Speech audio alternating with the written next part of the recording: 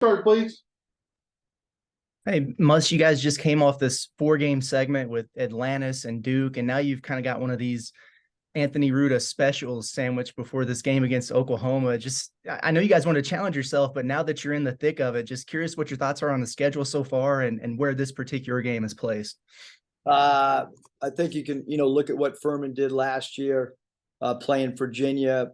They played an SEC school in South Carolina. You can look at that score. I think it was 19. We talked to our team about that. This is a team that's got some returning players that have won a lot of games. Furman is one of the best coached teams in the entire country. They do a great job playing off their elbows with their big men. And then they do a great job of backdoor cutting. They have great shooting at the 1, 2, 3, and 4 spot. Their big guy 13 does a great job rim running. So that's, in a nutshell, Furman is a team that's projected to win their league in the same league as UNCG. And as we've talked about over and over, we try to schedule teams that we think can win their league, to better position ourselves if we win games. If we don't win games, it doesn't help at all. But we're trying to, I think if you look at the schools that we have on our schedule moving forward, there's some really, really good basketball teams. It feels like Devo's been around so long. Maybe we don't ask about him as much as maybe we should. I know his percentages might not be where he wants them to be. He seems like a guy that usually heats up as the seasons go along. Just what have you seen from him so far this season? What are you looking for moving forward?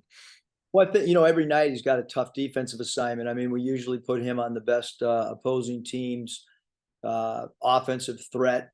Just he came in at the other night, and I thought he helped our press break. He's just a guy that understands the system. He understands every position. I think the thing that no one would really know unless you're inside of our meetings and stuff is the fact that when we call a play, he can play all 5 positions. So if somebody doesn't know a play, one of our newer players that's still trying to understand our 3rd and 4th option on sets, Devo can slide in and play a spot and slide somebody else over to to maybe a more comfortable or a spot that doesn't have as many options. Scotty? Yeah, Eric, L the other night credited Coach Smart for sending him some clips of when he played well against Duke last year. And I think Keith gave him just some more advice about just staying out of his own head and just playing his game. I know like all of your assistants have value on your staff or they wouldn't be on your staff, but like what is the value of a Keith Smart to you? Well, I think obviously Keith being a 2-time NBA head coach, I think, the experience that you can give to a player. I don't know if there's a team in the country that has that. And then I just think that, the pro exposure that a lot of our guys have. And Keith, with the way that we've set up our scouting and stuff, I think it allows Keith to do special projects like that. As Michael is doing the personnel, as Root is doing how we want to play offensively, and as Todd Lee is doing our defensive stuff and the opposing team's offense, I think it allows Keith to take a more of an overview, big picture look at our team, and that allows him to do things like send L clips and things that we talk about in staff meetings. We need everybody. Like right now, a big thing is getting better at getting our opposing teams play calls.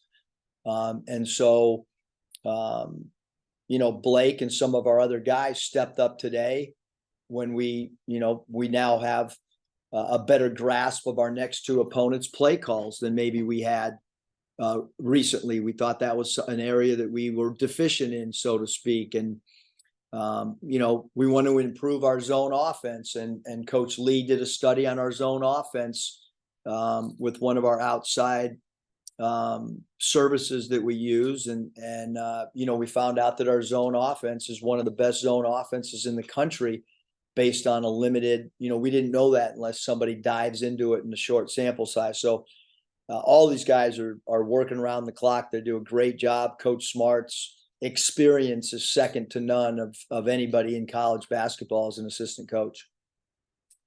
Last thing I've got, through 8 games, how would you maybe rate this team's game plan discipline?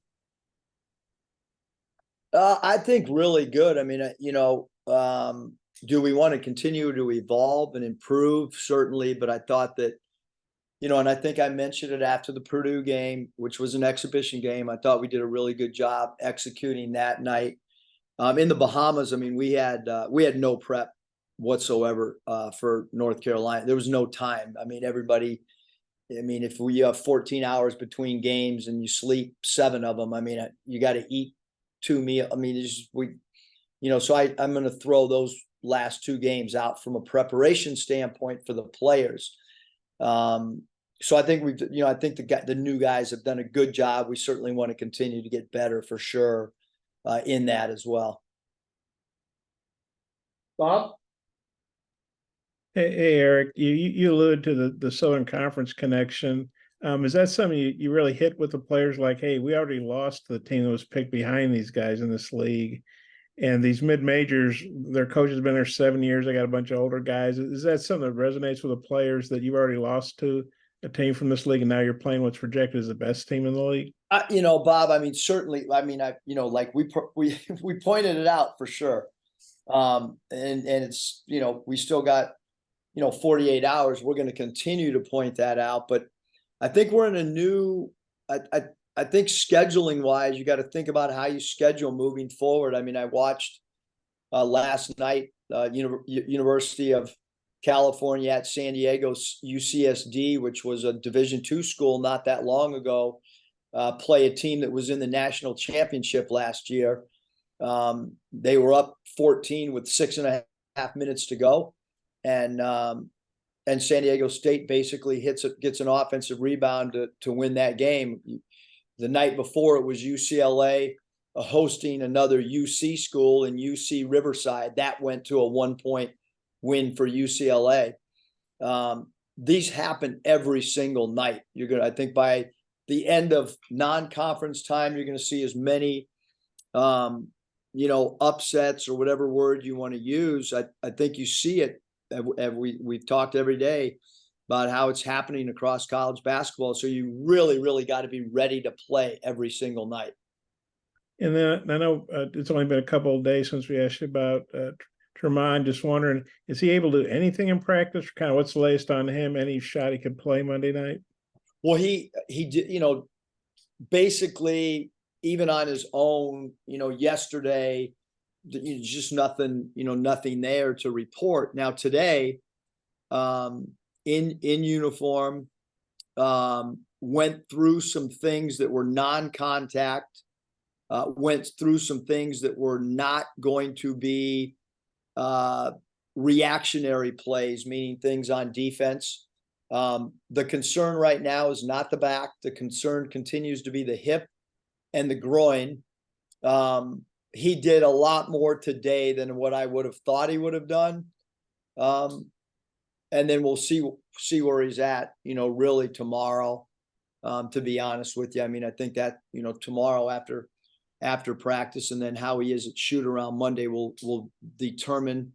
I would say that we feel very confident that he would play in the game after Monday, based on the progress. Monday is still up in the air. I would say, Bob. Yeah, I know you mentioned he had issues with his groin, his hamstring. Is that sort of all offshoots of his back, kind of messing up the rest of his body? Or I'm not a doctor, obviously. But neither am I. But yes, I think after the aftershock of the back, the groin is the most concerning amongst trainers, doctors, and player. I got a couple more, but I see Jackson's got his hand up, so I'll turn it back to Mike, and if time allows, he maybe swing back to me. Thanks. Jackson? Hey, Eric. Jeremiah, he had a good game against North Carolina, made the 2 threes at the end of the half against Duke. I mean, how have you seen him kind of progressing and, kind of growing with confidence with important contributions the past 2 games? Yeah, Jackson, I think that's, one of the big reasons we injected him into the starting lineup was to try to help build his confidence. I mean, it was really funny. I don't know if I can remember a player. I mean, he said walking out of the huddle before the jump ball, he said, "Coach, do you want me to let it fly?" I mean, I'm like, I don't, I mean, he literally was serious. And I'm like, well, yeah, I mean, I guess if you're open, and you have confidence, yeah, we want you to quote unquote, let it fly. He waited until the end of the half, obviously, to let it fly. But yeah, I mean, we want Jackson. We really want to see JD shoot the ball with confidence. It really opens up our spacing for dribble drives when he's knocking down shots. And so certainly that was a real positive from a roster management standpoint and a rotation standpoint to see Jay Davenport knock down those two big threes at the end of the first half. I guess it's better he's at least checking with you than letting it fly without permission. That would be a very true statement, Jackson. Thanks for pointing that out. And last thing for me, he's doing so much for you guys, Trevin, this year. But a lot of his offense, it seems like it's either threes or offensive rebounds. Do you think that there's an extra level he can maybe get to within the offense, maybe, twos inside the paint, or are you happy with just him being an elite 3-point shooter, offensive rebounder, and all the other things he's doing for you guys? Yeah, I mean, I think he can even go to the offensive glass more. His percentage, because we chart goes and no goes, and his percentage when he goes are off the chart. So if we could get him to go to the O boards a little more, I think that'll even increase his offensive rebound load. But we have really worked on him and kind of placed him in different spots on the floor to be able to, especially against Duke, to get open threes. I mean, the big part of the game plan was him to try to get as many open looks as we possibly can. But certainly, we've added a new portion to our practice, which is nothing but skill development after we do our 10-minute shooting segment. And in his individual skill development, we've really focused on ball handling and one-on-one moves, because I think that's the next evolution to his game. Jacob? Yeah, hey, Coach. After a win like the one against Duke, how do you keep the team level-headed going into a game against a non-Power 5 team? Practice and demand and have accountability and demand a little bit more and try to demand a little bit more after that. I mean, I don't know what else to do other than prepare the same way that we prepared for Duke. That's the that's the recipe that you want to try to have. Bob? Eric, looking at Furman, they're averaging 9 steals, and I know they're playing right now, so this might change a little bit, but they're averaging 9 steals, about 9 threes, 84 points. Just what do you think about those stats? I mean, they're obviously taking the ball away a lot and hitting a lot of threes and getting up and down the court, it sounds like. Yeah, they play with great pace off makes and misses. Their point guard does a great job of controlling pace. He's a high steal player at that point position. I mean, you've got to conserve your dribbles at the nail because they really overflood sometimes on the strong side. So you've got to understand that there's guys that are standing there waiting to dig if you put it on the deck. But again, Bob, I think really well coached team, play with great pace, run great offense, take a lot of threes. They took 30 threes the other night. Number 24, Williams, who went to the same high school as Jay Davenport, took 8 threes at the power forward position. Not often do you see a power forward have 8 3 balls attempted. Great point guard play. They could play 2 point guards at a time. Sometimes Carter Witt, number 11, will slide to the off guard. And he's kind of a point guard as well. So and then Foster's a star player at the small forward. They do a great job getting the ball to number 5 on button hook post ups. They do a good job of running Foster off a UCLA post up. That's important for us to understand. And then off the bench, their backup 3-man, number 15, is shooting the ball at a 60% clip from 3. So a lot of things that you've got to deal with. And you cannot let their 5-man be a great trigger guy. And then they have a counter when you try to pressure the elbow and they'll dive their 4-man. So there's a lot of themes that we've got to try to grasp between now and when we play. You just were talking earlier. I remember you talked about this on your radio show a couple weeks ago about the parity involved and how teams might start scheduling differently, playing more Power Fives, but maybe more conference games. But still, we know who the big names are historically, and I know you're a student of the game. And your short time here, you've beaten Indiana on the road, you've beaten Kansas in the tournament, you've beaten Kentucky home and away. You obviously just beat Duke. Gonzaga, Cincinnati. I'm talking about teams that won multiple national championships, though. It's a lot. Just wondering what you think about that. And it's always good to beat anybody, but when you beat the real, you haven't played UCLA, you hadn't had a chance to do that yet. But those names, Duke, Kansas, Indiana, Kentucky. I mean, those are names that resonate. Even if people aren't big fans, they know those are historic basketball programs. Other than you, Bob, my mom's really pumped up about those wins for sure. So Bob Holt and Chris Musselman are the two people that have pointed out the big wins against some. No, I mean, in all seriousness, I mean, it's hard to beat and it's kind of been in a relatively short time too. It's not like it's over a 12-year period or a 15-year period. The team has risen to a lot of really big occasions on big stages. And, you do that with having really good players that are really confident. It's got one more. A lot of coaches, it's early in the year, but the team's struggling. They're playing a marquee game. They're not going to say this is a must when we got to win this. They're just not probably going to do that. But I know that's not your style.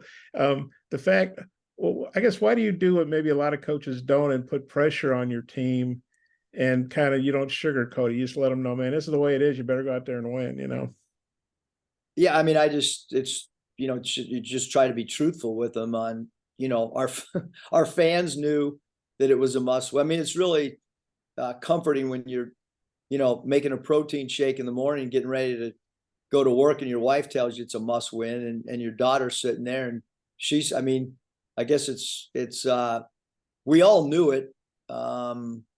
And then if you tell the team it's a must win and you don't win, then you got to figure out how to regroup and regain confidence and set new goals moving forward, because there is risk of doing it, which is, you've got to understand when you do put pressure on a group, and you got to make sure that a group can handle it. And we certainly felt like we could handle it mentally. And, if you don't win it, like I said, you got to figure out how to regroup and refocus. So your daughter told you it was a must win too? Yeah, Mariah. I mean, yes, for sure. Okay. And then when you tell your team it's a must win and then you win, I mean, how good a feeling? I don't know if Mariah, I don't know if she said it's a must win. It was, Dad, you gotta win tonight. Okay. Well, that sounds like a must win to me.